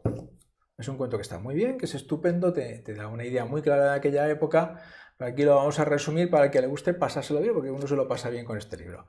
Bueno, León el Africano es el nombre posterior. Este señor nació como Al-Hassan en la Granada musulmana. Era el hijo de uno de los principales jefes musulmanes de Granada. Claro, nació en el 85, 1485, 7 años después. Vuélvete. Al-Hassan con toda su familia se fueron a Fez, donde tenían tierras y donde tenían conocidos. Entonces se pusieron al servicio del sultán de Fez y él empezó a trabajar con su tío, el Jali. Y el Jali era una persona que a lo largo de su vida se dedicó a dos cosas: a hacer comercio mediante, sobre todo, caravanas. Ya sabéis que los musulmanes tenían una gran facilidad y se comunicaban en árabe y por tanto podían ir por muchos sitios, o a actuar como embajador o cónsul de distintos poderes. Bueno, pues a partir de los 20 años aproximadamente, lo que hace es primero ir con su tío de expediciones. Por ejemplo, se va a Tombuctú, así como quien no quiere la cosa. Y desde Tombuctú baja hasta casi el Cairo. Va por todo lo que ahora es el Sahel. De Tombuctú al Cairo es un paseo. Hay un rato. Hasta el Sahel y... Eso, si no tienes una buena cantimplora... Pues fijaos lo que hacía este señor. No, había buenas redes, había buenas caravanas y buenas redes comerciales por todo el Sahara. Muy buenas redes comerciales. Eso es lo primero que hace. Y mientras estaba en Fez tenía un amigo que se llama Harún, que era un mozo de cuerda. Estas cosas raras, un recién llegado de Granada que se encuentra como amigo a un tío de una clase social muy inferior, que luego se casa con su hermana y volverá a aparecer en la historia. Entonces, la historia de Al-Hassan es una historia de viajes comerciales y de embajadas a todas partes. Como su tío había sido embajador del sultán de Fez, luego el sultán lo manda a él a negociar con otro musulmán, uno que se llama Ahmed, que estaba en la costa africana intentando echar a los españoles y a los portugueses, cosa que también quería el sultán de Fez. Claro, no lo consiguieron. Entonces, como no lo consiguieron, pues Al-Hassan se va otra vez de viaje y ese viaje le vuelve a llevar hasta el Cairo, nada menos, y vuelta a Fez. Él normalmente volvía a Fez. En un momento determinado, cuando hacia 1513 aproximadamente, se estableció en el Cairo, que es una ciudad que le gustaba mucho por el clima, etcétera, etcétera, y estaba viviendo ahí tranquilamente hasta que de repente los otomanos, el Imperio Otomano, atacó el Cairo. Y él se fue hacia la costa argelina, donde estaba el famoso pirata Barbarroja. Bueno, pues resulta que al servicio de Barbarroja estaba su antiguo amigo Harún, que había progresado mucho. Hombre, colega. Había progresado Hombre, mucho. tú por aquí. Y entonces volvieron a establecer la amistad, pero Barbarroja enseguida se fijó que era un señor que hablaba muchos idiomas, porque había viajado mucho, conocía muchos sitios y lo mandó de embajador. ¿A dónde? A Constantinopla, porque Barbarroja quería establecer una alianza con el sultán otomano contra los franceses, los españoles, contra los portugueses. Y porque ya estaban en el Cairo y veía que se acercaban también. Exactamente. Esa es otra. Entonces, él estuvo en la embajada estuvo en esa embajada como enviado por Barbarroja. Luego volvió al Cairo y cuando estaba en la embajada se dio cuenta que el sultán otomano estaba dispuesto a atacar el Cairo, que es lo que pasó. Al año siguiente, el sultán, que creo que era Selim, atacó el Cairo y lo conquistó, los medio destrozó, como era habitual en ese caso, y él tenía casa ahí, y tenía conocidos, y tenía vecinos. Entonces, como consecuencia de eso, digamos, decidió en un momento determinado, él siguió sobreviviendo, porque claro, él había sido embajador en la corte otomana, tenía conocidos en el Cairo. Hacia 1517 aproximadamente decidió emprender un viaje por el Mediterráneo, por barco, y resulta que en ese viaje alguien lo iba buscando para hacerlo esclavo. Y de hecho, lo iba buscando a él personalmente. Entonces parece que eran unos piratas sicilianos que lo raptan como esclavo, se lo llevan como esclavo y se lo llevan como regalo al Papa León X en Roma. Toma. Y aparece Al-Hassan como traductor, te traemos un traductor de regalo. Aparece Al-Hassan en Roma Google Translator. Como esclavo personal del Papa, que inmediatamente hace varias cosas. Primero, lo convierte al cristianismo. Segundo, lo casa con una cristiana, como tiene que ser. Esa es la forma de convertirle, en realidad. Dices, claro. Sí. Te vas a enterar. Yo creo que estaba bastante convertido el hombre. Te voy a presentar aquí. Y al mismo tiempo le hace que aprenda latín, algunos idiomas, y se da cuenta, evidentemente, que habla muchos idiomas, que es una persona que tiene muchísima capacidad a muchísimos niveles, y entonces se plantea utilizarlo para educar en el árabe, que casi nadie lo conocía en la corte romana, para entender cómo funciona el mundo árabe, y en su caso para poderlo utilizar como mensajero, como embajador en algún sitio. Bueno, en los años que pasa en Roma, que es prácticamente hasta el 27, en una primera etapa, cuando él está estudiando y se casa y se convierte al cristianismo, lo cual le genera determinados disgustos con sus conocidos musulmanes, claro, con los cuales todavía tiene relación comercial, ¿no? Tampoco, pero Hassan, ¿qué has hecho? Vamos a poner así. Hassan, ¿qué has hecho? Que aquí hay una sura que dice que... Y entonces el Papa... Papá, te has hecho del Atlético. Estas cosas, claro. El Papa no solamente lo convierte y lo casa, sino que le cambia el nombre. Lo llama León. León como él.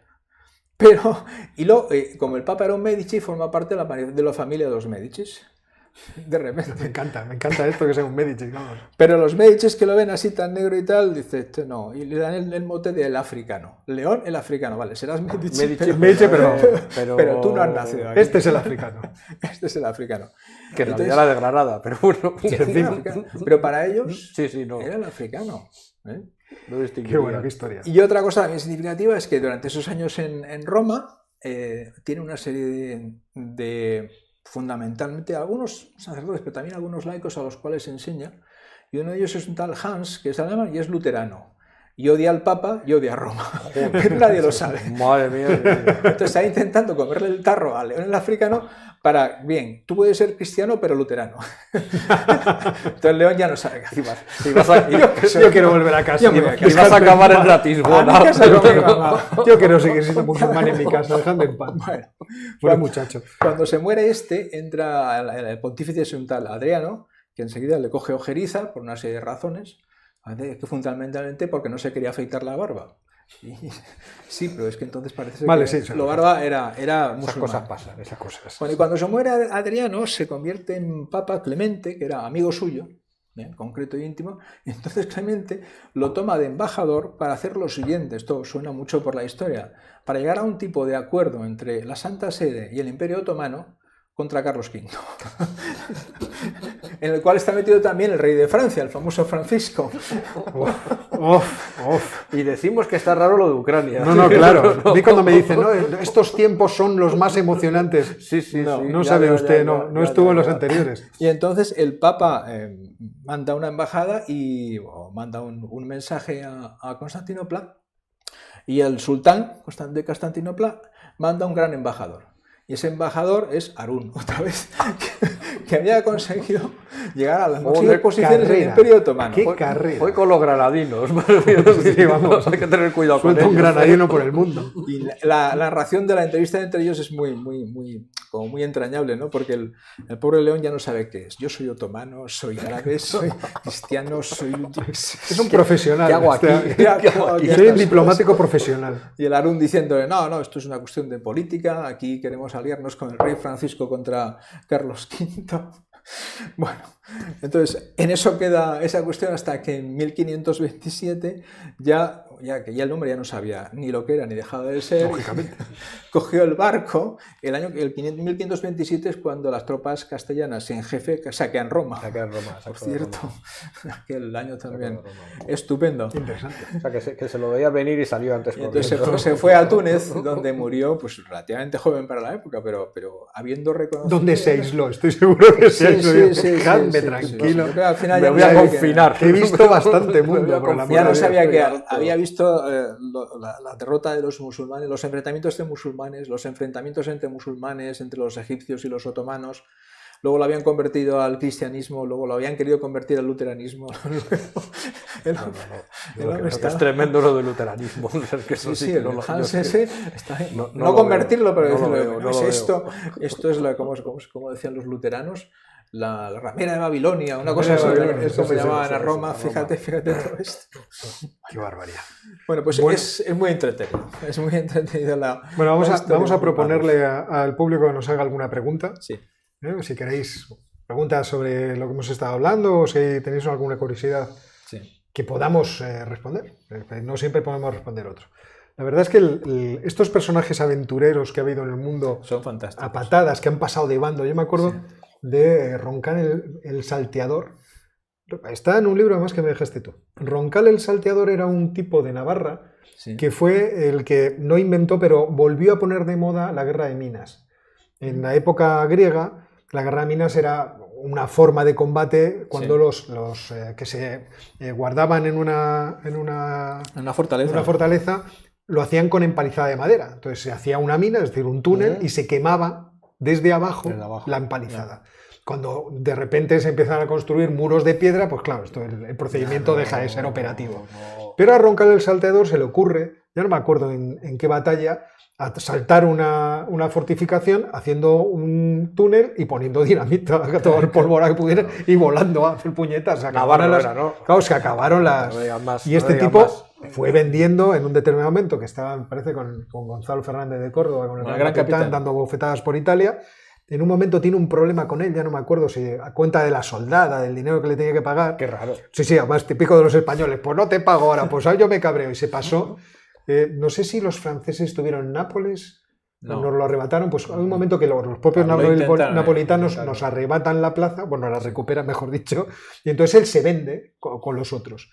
Y Gonzalo Fernández de Córdoba dice, bueno, pues aquí hacemos el asedio, tomamos, pero pero a ese me lo traéis. A ese me lo traéis. A ese me lo traéis. Al bueno de Roncal el salteador. Es un personaje de estos que saltaba. Que saltaba, que era de un sitio que era salteador. This is not television, this is real life. Don Gato, gracias por el café. Gracias. Dice, nos pregunta, ¿se sabe algo de tasas de interés en Estados Unidos y la Unión Europea? Bueno, vamos a ver. Parece, por lo menos por lo que se está viendo en los Estados Unidos, que es posible que se adelante el crecimiento de las tasas de interés.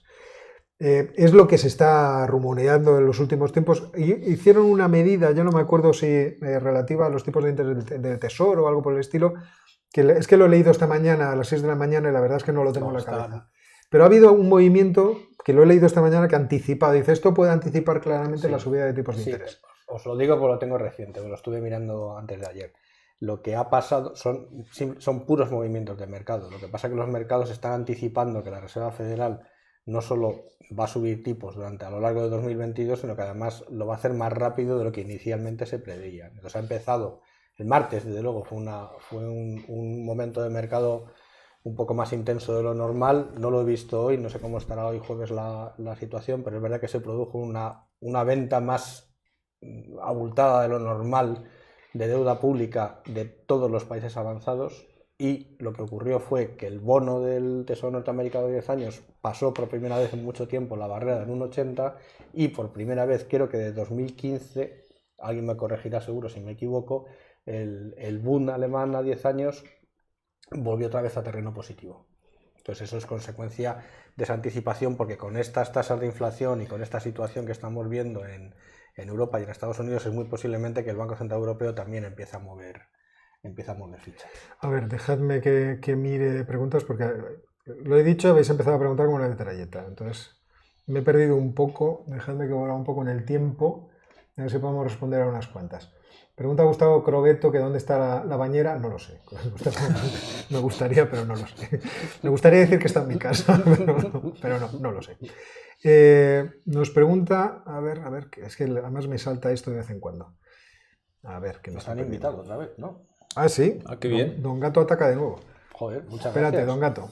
Preguntas, ¿podrá Alemania evitar la confrontación directa en Ucrania?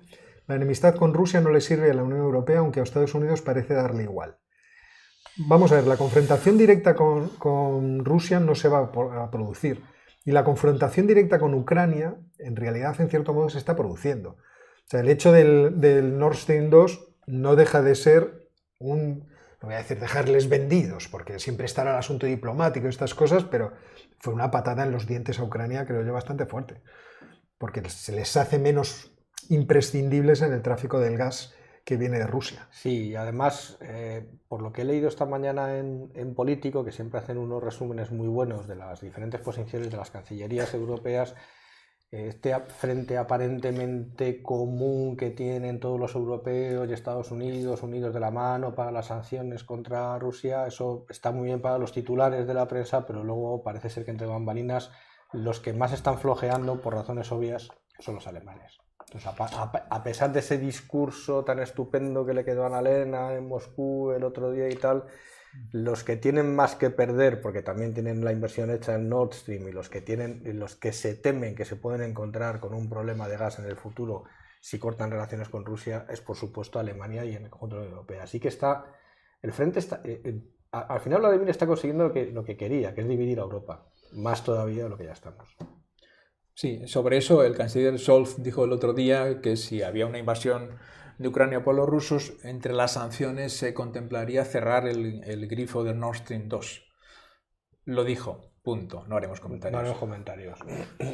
Nos pregunta Fernando A. ¿La situación de Ucrania empujará a Finlandia y a otros países a entrar en la OTAN? Bueno, esto es lo que se está conversando. O sea, sí. Realmente la discusión es esta. Y posiblemente si no se llega a un acuerdo y Rusia toma las de Villadiego, es decir, hace lo impensable, entonces, ¿qué obstáculos hay para que los países que quieran entren dentro de la OTAN? Sí. O sea, si nos vamos al conflicto ya nos vamos en plan importante. Vamos a ver, más preguntas. ¿Por qué Europa, pregunta Ivanov Silva, por qué Europa deja de armarse y todo lo quiere solucionar legislando? ¿Estáis de acuerdo con esta pregunta? ¿Creéis que Europa se ha desarmado? No, lo que pasa es que Europa políticamente está poco vertebrada. Entonces tenías antes 2 países con ejércitos fuertes, Reino Unido y Francia, y a todos metidos en la estructura de la OTAN. A Europa, por un lado, le ha sido cómoda no crear un ejército propio porque tenía la OTAN, pero por otro lado es que era difícil crear un ejército propio cuando tienes la OTAN y cuando sabes que buena parte de los países de la Unión Europea lo que confían es en la OTAN más que en otra cosa. Entonces ahí, si tú tomas ahora toda la Unión Europea, los 27 países, verías que muchos de esos países no quieren un ejército europeo, quieren la OTAN, tal y como está funcionando. Y con los que quedan es difícil montar un ejército europeo, aparte de que los plazos y las condiciones son muy complejas. Inimaginables para lo de Ucrania, son inimaginables. Para ahora mismo para nada. ahora mismo nada. O sea, No, habría que al montar medio plazo. además no tenemos un cuerpo expedicionario organizado, con lo cual... Que no hay nada, no hay nada. Juan Pablo Donoso Cornejo pregunta, ¿creen que Arabia y Saudí reconocerán en algún momento a Israel? Dice, teniendo en cuenta el peso del salafismo en el país. Vamos a ver cosas más raras, hemos visto. O sea, pero es que yo creo que no tienen necesidad de reconocerlo. O sea, que puede llegar a muchísimos acuerdos y a una entente tácita sin reconocerlo. Países más pequeños, como Emiratos Árabes, como Qatar, lo están reconociendo y en cierto modo están haciendo un reconocimiento vicario a Arabia Saudita. No le conviene. Arabia Saudita no lo necesita Israel. Tampoco. Mientras no lo tenga como enemigo, no lo necesita para nada. El problema es que Israel jamás logrará solucionar el problema de los palestinos. A pesar de todos los movimientos que vaya a hacer, que quizás sería el obstáculo más importante. Arabia Saudita, al fin y al cabo, es el protector de los... Con el nivel tecnológico que tiene Israel, sobre todo en un entorno que es muy similar al de Arabia Saudí, que es un desierto, el negocio está clarísimo. Está claro. Arabia Saudí tiene el gas y el flow y Israel tiene la tecnología, así que no necesitan ni cosa diplomática ni nada. Y además comprarán y los israelíes venderán. Yo creo que hay un acuerdo tácito entre Israel y Arabia Saudita en solucionar el problema de los palestinos mediante el encapsulamiento. Se crea una cápsula. Bueno, ahí están encapsulados, que es lo que ya está, desgraciadamente. Claro. Y no nos referimos ya más a eso. No, pero el problema está en Cisjordania. Quiero decir, Gaza es eso, una cápsula. Es una cápsula. Cisjordania quizás es un problema distinto. Sí. Pero que el propósito es ir en esa dirección. Lo que pasa, ahí siempre está el riesgo de los sectores más extremistas de los israelíes, que son los que intentan expandirse por Cisjordania. Y ahí puede estar precisamente la fuente de desestabilización, la relación con Arabia Saudí. Si es que Arabia Saudí quiere mirar hacia ahí, que lo mismo no mira hacia ahí y ahí se termina. No, y los del otro lado. Quiero decir, los extremistas están ahí muy cómodos, porque siempre pueden hacer alguna barrabasada, mientras los demás... Yo creo que se podría llegar a algún tipo de gestión. Lo que pasa es que es muy complejo. Es muy complejo. De cualquier forma, después del acuerdo por el agua con Jordania que ha realizado Israel... Es fundamental. Ya, en fin, el irse extendiendo hasta las riberas del río Jordán es... casi como una cosa natural. Se irá desplegando de alguna forma, yo no sé cuál, pero se irá desplegando. Ahora están con los acuerdos de damos más pases de trabajo, vamos a tratar de integrar económicamente, qué sé yo. Bueno, al final acabará siendo casi una zona de libre comercio entre una parte de Israel y Jordania, incluyendo Cisjordania en medio. Maquila. Un sistema de maquilas acabarán poniendo. Sistema de maquilas. Sí, bueno, de hecho, la cantidad de trabajadores de Cisjordania que pasa a Israel por distintos sitios todos los días es enorme, porque además las distancias son mínimas. Claro. Es que no me he fijado, estaba Ángel diciéndome que Don Gato estás hoy emperrado en que tomemos cafés y algo más. Cosa que se agradece, que no te voy a decir que no. Se agradece muchísimo. ¿Os arriesgáis a hablar del futuro de los criptoactivos en 2022? Vamos a ver. Yo te emplazo, vamos a hacer cosas militares y Álvaro Martín, no Álvaro Martín, ¿no? ¿Cómo se llama? Tiene un libro sobre criptomonedas. Vamos a hacer un programa el día 3 de febrero. No sé si va a ser indirecto, pero bueno, ya os anunciaré para hablar precisamente de la geopolítica de los criptoactivos. Yo creo que los criptoactivos se van a ver sometidos durante este 2022 a una gran presión por parte de los gobiernos. El primero que ha abierto fuego ha sido la India, con Narendra Modi, que quiere aprobar una ley precisamente para prohibir todo lo referente a los criptoactivos, no solamente el minado, sino también la transacción en criptoactivos y la posesión, es decir, el que tú tengas un wallet que es llevar aquí un archivo cifrado, eso también va a ser delito. Entonces yo creo que este año va a ser importante desde ese punto de vista. Por otra parte, también creo que va a ser importante desde el otro punto de vista. Es decir, creo que se va a ir utilizando más en transacciones, no solamente como activo de reserva, los criptoactivos, porque hay muchos intereses precisamente geopolíticos para poder utilizarlos. Entonces, en esa indefinición que los gobiernos, mejor dicho, en esa definición, pero distinta que van a tener los gobiernos acerca de los criptoactivos, yo creo que va a ser muy entretenido para ellos. En general, el planteamiento que parece surgir respecto a criptoactivos, no criptomonedas, es que hay como dos grupos. Un grupo de países que son, digamos, comillas, liberales.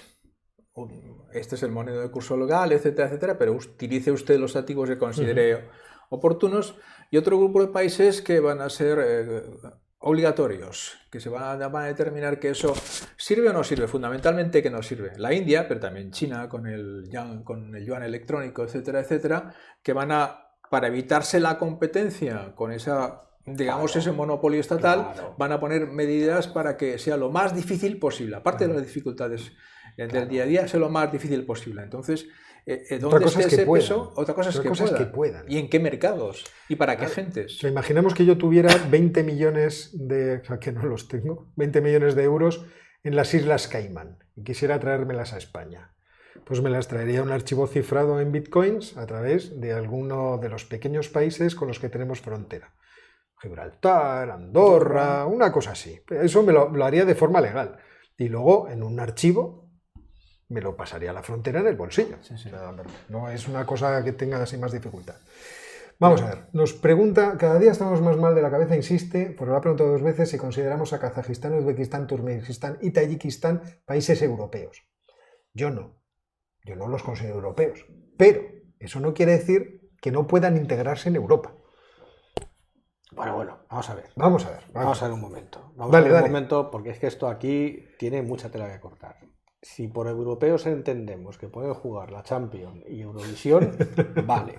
Pues está Turquía, que no es europeo estrictamente hablando, y sobre todo la excepción a esta regla que juega en el Eurobasket también es Israel. Ya sabía que iba a ir por ahí. Si los turcos son europeos, pues sus primos también. Claro, y los israelíes también son europeos. Vale, y de ahí podemos extender la Champions League y podemos meter también a Corea del Norte en la Champions League. Vale, dicho eso. No, porque está muy lejos. No puede viajar hasta allá. Porque está muy lejos. Es decir, para hacer eso, ya hablando en serio, para hacer eso habría que hacer un paso previo, que es hacer las paces con Rusia. Y mientras estén, se puede hacer. O sea, no sería ninguna cosa loca el pensar que la OTAN se expande a Rusia y en lugar de ser la OTAN se convierte en la Organización del Tratado del Hemisferio Norte, por ejemplo. Sí. Porque con Rusia ya estaría cubierto todo. Además nos incluiría a nosotros. Y nos incluiría a nosotros. No sería ningún... No, pero estamos en un lugar desconocido. Desconocido. No sería ninguna locura, pero lo que no puedes, es decir, con ese bloque geopolítico que tienes en medio, que es Rusia al norte y Oriente Medio al sur, es una quimera. Y todo el Cáucaso. Que eso pueda. Otra cosa son lazos comerciales, somos su primer socio comercial, obviamente, por el comercio de hidrocarburos, acuerdos de todo tipo y eso, pero no. Aquí Les Baeza nos pregunta, ¿creen que en algún momento se desmorone la influencia francesa en África como la de Estados Unidos en Oriente Medio? Pues oye, es posible, ¿no? Es distinto, porque la influencia francesa en África tiene un aspecto cultural y lingüístico, incluso económico con el franco, de aquella zona económico regulatorio, que constituye una base fuerte y además no es una base que haya sido impuesta desde fuera. No hay nada escrito en piedra. Pero evidentemente las cosas pueden cambiar mucho. A ver, Lucas Guis pregunta, ¿por qué el mundo árabe tiene tan presente la defensa de Palestina pero no la de los saharauis? Pues muy buena pregunta. No, pero sí se puede entender eso relativamente bien, porque, bueno, desgraciadamente es fácil. El caso saharaui es el caso entre entre Marruecos y los saharauis, que ambos son musulmanes. Pero ese no es el caso de Palestina, porque estamos confrontando religiones. El problema en Palestina es un problema de confrontación religiosa, aparte de política, etcétera, etcétera. Jerusalén, que en fin, es Jerusalén. Y en el caso de los árabes, ¿a quién apoya? ¿Apoya a Argelia? ¿Apoya a Marruecos? Claro. Argelia, bueno, pues eso. Y yo creo que podemos dejar la tertulia aquí, si os parece bien. Muy bien. Vale, pues vamos a despedirnos de nuestros espectadores, agradeciéndoles que hayáis estado en un buen número, 618, viéndonos a estas horas de la tarde, que se agradece una barbaridad, porque esto de hacer las cosas para unos mismos, cuando lo grabábamos aquí en Petit Comité y luego lo teníamos que editar, mucho más divertido. no es igual, Esto es mucho más divertido. divertido, es mucho más estimulante. Así que muchas gracias y nos vemos la semana que viene. Ángel, Muchísimas gracias a todos. Jorge, Gracias, buenas tardes. hasta la semana que viene.